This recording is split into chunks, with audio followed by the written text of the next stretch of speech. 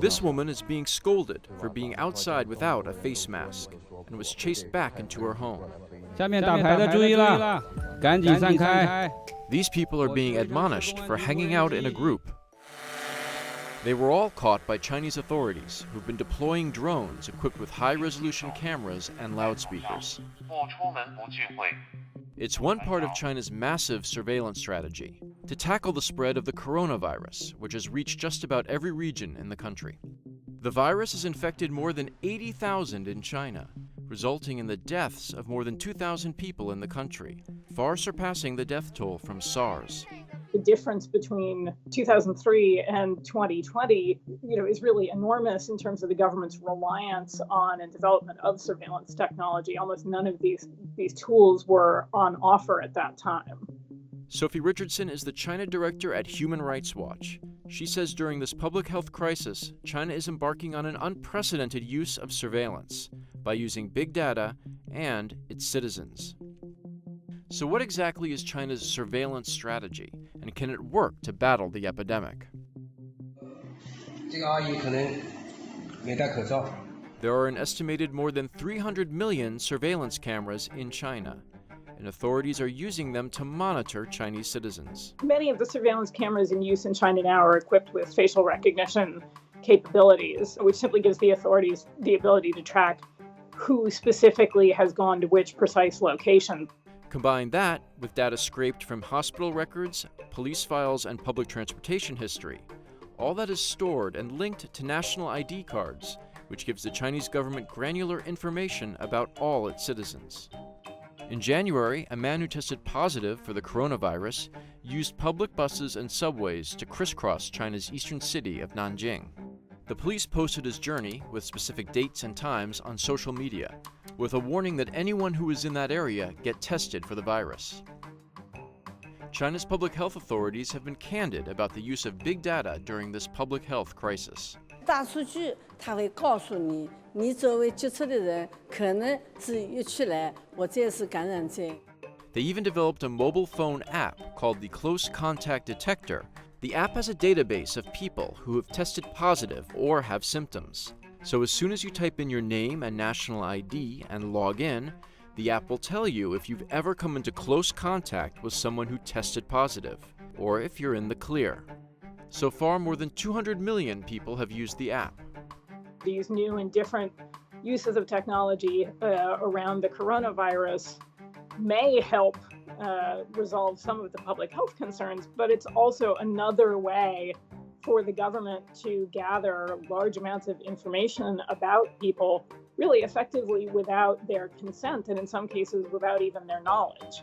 Chinese health officials say all this data is in the pursuit of controlling the epidemic. 第一呢，我们可以更进一步的摸清底数，是吧？第二呢，我们也可以说，我们把这个对相关部门，尤其是我们基层部门的工作呢，提供一些指导。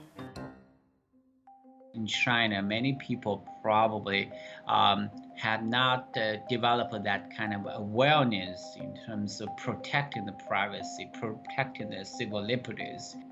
Yanzhang Huang studies global health at the Council on Foreign Relations in the U.S. He says many in China want this type of monitoring because it's about life or death.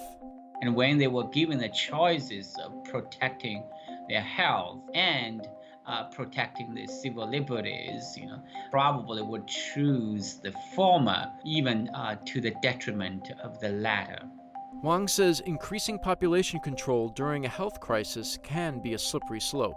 This widespread use of surveillance technologies may also encourage the use of the same technologies, surveillance techniques, even after the outbreak, for purposes may not be really justifiable.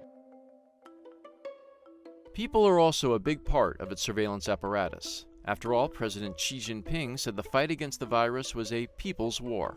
Authorities send out text messages telling people to go directly to authorities if they come from Hubei province, where the coronavirus first emerged. And announcements are posted all around town encouraging everyone to monitor each other. Police patrol streets, telling people without face masks to go home. some managers of apartment complexes go door to door to check on residents' health conditions. This is, may sort of suggest this revival of this Cultural Revolution era when you saw this people monitor, their neighbors, even their relatives. Some provinces have started giving an incentive to monitor family members' travel histories and health.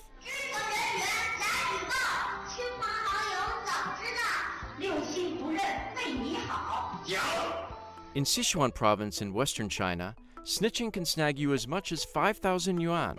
That's roughly equivalent to a monthly salary that's more than minimum wage. One government in Guangdong province is offering 30 face masks in exchange for snitch reports. During this public health crisis, China hasn't been the only country to use technology to track patients. In South Korea, health authorities are legally allowed to sift through credit card records, CCTV footage, and mobile phone locations to pin down the travel histories of those infected or at risk. That information is then shared with the public. In China's surveillance state, not only do authorities have access to more data than other governments, but citizens have no way to opt out of that data collection. Beijing says all this is in the best interest of the public. We'll have to be able to see how the virus ultimately played out, who was affected, who wasn't, whether the surveillance technology helped